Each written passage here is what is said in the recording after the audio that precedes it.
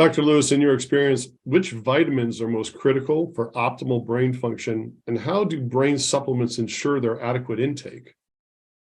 I think classically, when you're talking about brain health or cognitive function in general, now this is going back, back to the 90s. If you're talking specifically vitamins, the most classically studied vitamin is vitamin E. Unfortunately, vitamin E hasn't really shown like what I would consider to be great efficacy in terms of cognition, but certainly it's a vitamin that we need. It's fat soluble, so we have to be careful with how much of it we consume. We don't want to overdose on it. But vitamin D also obviously is very important. Vitamin D has now been shown to interact with well over 1,000 different genes, not just for the brain, but literally every other major organ system.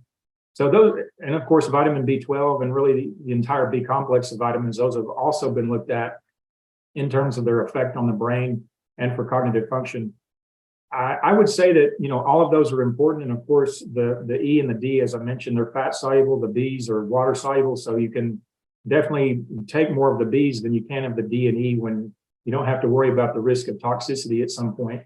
Although actually, for the case of vitamin D, most Americans today are either insufficient or deficient. So they don't even really have to worry about toxicity at that point. Just getting up to a normal level in their blood is much more important than worrying about toxicity.